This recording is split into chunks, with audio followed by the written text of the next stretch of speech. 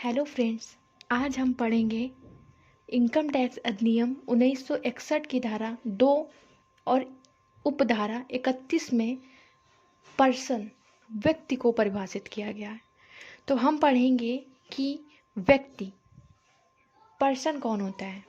ठीक है, तो पर्सन शब्द में निम्न को शामिल किया गया है। किसको किसको शामिल किया गया है? तो पहला, एक व्यक्ति पर्सन, एक व्यक्ति, HUF, company, firm, AOP, BOI, स्थानीय सत्ता, प्रत्येक कृत्रिम व्यक्ति। तो अच्छा, पर्सन क्या होता है? पर्सन कौन होता है? तो अगर पर्सन की बात करें कि पर्सन कौन होता है, तो आइए आपको हम समझाते हैं।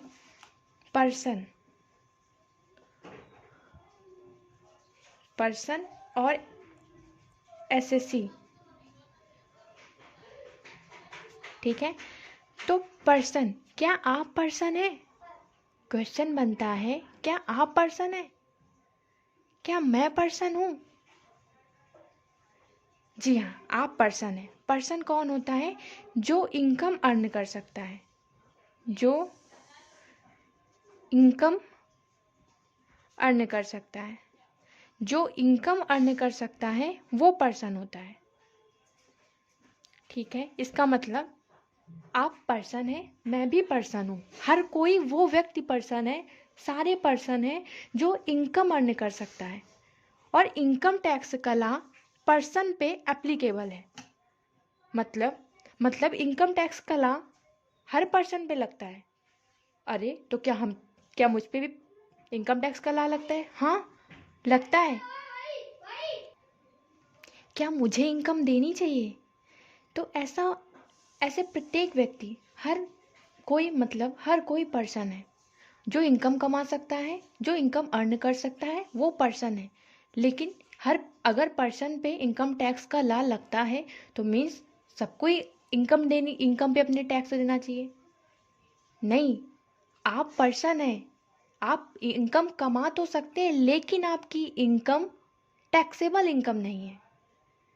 जो इनकम टैक्स एक्ट में जो टैक्स रेट्स दिया गया है वो आप फुलफिल नहीं करते हैं। और एसएससी कौन होता है? एसएससी वो व्यक्ति होता है जो इनकम अर्न करता है और उसकी इनकम टैक्सेबल इनकम होती है। और उसकी इनकम क्या होती है? टैक्सेबल इनकम होती है। तो एसएससी वो होते हैं जो इनकम भी अर्न करता है और उसकी इनकम टैक्सेबल इनकम होती है। तो पर्सन, हर कोई पर्सन होता है, लेकिन वो इनकम अर्न करता है, लेकिन उसकी इनकम टैक्सेबल इनकम नहीं होती है। और एसएससी करदाता वो व्यक्ति होता है जो इनकम अर्न करता है और उसकी इनकम टैक्सेबल इनकम होती है। मीन्स वो कर रेट्स को फुलफिल करती है जो इनकम टैक्स अधिनियम में दी गई हैं। तो आई होप समझ में आएगा कि पर्सन कौन होता है और एसएससी कौन होता है। ठीक है, तो इसमें आया एक व्यक्ति, इंडिविजुअल। ठीक है, दूसरा आया हमारा एचयूएफ। एचयूएफ क्या होता है? HUF means Hindu undivided family, Hindu अविभाजित परिवार। अच्छा, तो एचयूएफ कौन है? जैसे कोई एक ऐसा परिवार है, मीन्स एक जॉइंट फैमिली है। जैसे ये एक परिवार है, मान लेते हैं ये ए फैमिली है। ठीक है, ए फैमिली है, ए फैमिली के बी ये मुखिया है। ठीक है, इनके 3 लड़के हैं, एक है सी, एक है डी और एक है ई। ठीक है, ये सारे लोग एक साथ रहते हैं, इस फैमिली का बंटवारा नहीं हुआ है।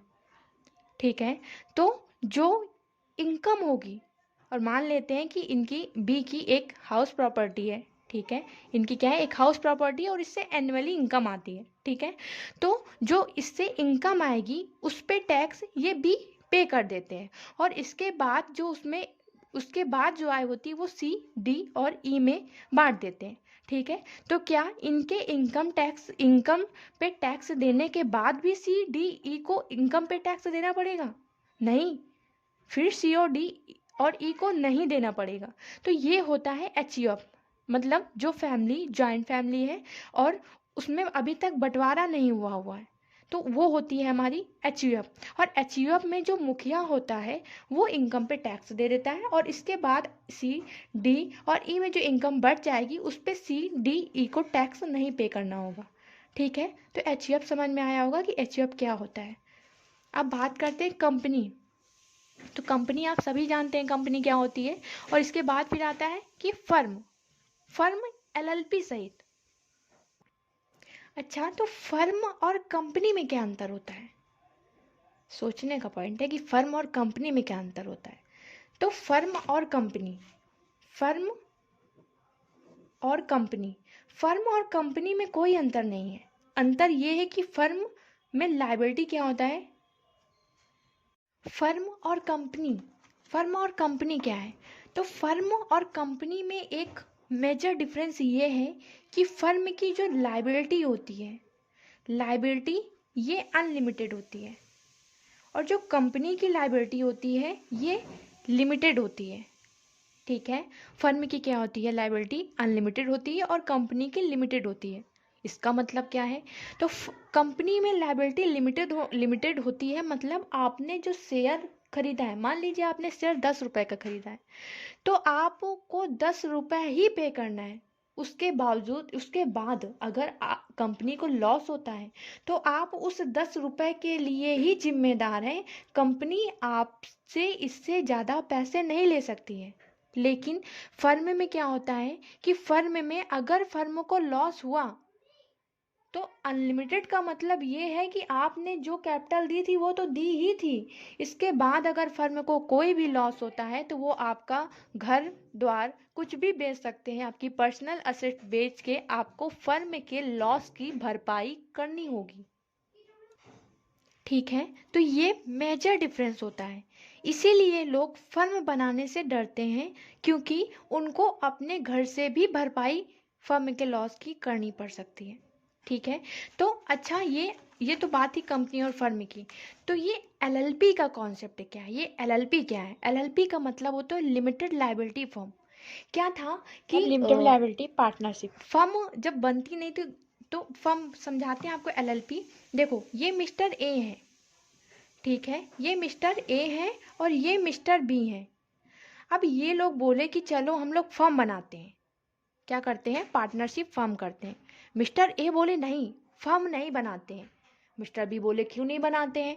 तो मिस्टर ए ने कहा कि अगर हम लोग फर्म बनाएंगे तो हमारी लायबिलिटी क्या होगी, लिमिटेड नहीं होगी, अनलिमिटेड होगी। और अगर फर्म को कोई लॉस होगा, अगर फर्म को कोई लॉस होगा तो इस लॉस की भरपाई हम दोनों लोगों की अपनी असिस्ट, अपनी पर्सनल असिस्ट जो भी होगा सब गवर्नमेंट भेज देगी। तो मिस्टर बी बोले फिर क्या करना चाहिए? तो मिस्टर ए ने कहा चलो हम लोग क्या करते हैं, कंपनी बनाते हैं।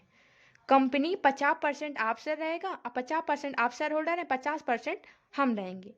तो इससे क्या होगा कि अगर कंपनी को लॉस भी होगा तो हमारी पर्सनल असिस्ट या हमें लिमिटेड होगी, हमारी लायबिलिटी लिमिटेड होगी। गवर्नमेंट हमारे घर द्वार और या कुछ भी पर्सनल असेट नहीं बेचेगी। हम लॉस होगा तो लॉस की भरपाई हम लोग को पर्सनल लेवल पे आके नहीं करना पड़ेगा। तो मिस्टर बी बोले बात तो तुम सही कह रहे हो, तो चलो फिर हम क्या करते हैं, कंपनी ही बना लेते हैं। तो भारत में ऐसी बहुत सारी कंपनियां होने लगी, 50-50% शेयर होल्डर हैं, 50% वो, 50% वो। तो गवर्नमेंट ने कहा कि एक काम करो भैया, आप लोग ना एक काम करो, आप लोग झूठ बोलना बंद करो और हम आपको फर्म भी लिमिटेड लायबिलिटी फर्म बनाने की परमिशन देते हैं। आप लिमिटेड लायबिलिटी फर्म बनाइए, लेकिन ये झूठ मूठ वाला खेल मत खेलिए, हमको गुमराह मत कीजिए। तो ये था हमारा एलएलपी। तो तब से एलएलपी का कॉन्सेप्ट आया। ठीक है, समझ में आया। अब बात करते हैं व्यक्तियों का संघ, एसोसिएशन ऑफ पर्सन और बॉडी ऑफ इंडिविजुअल। इसका क्या मतलब है?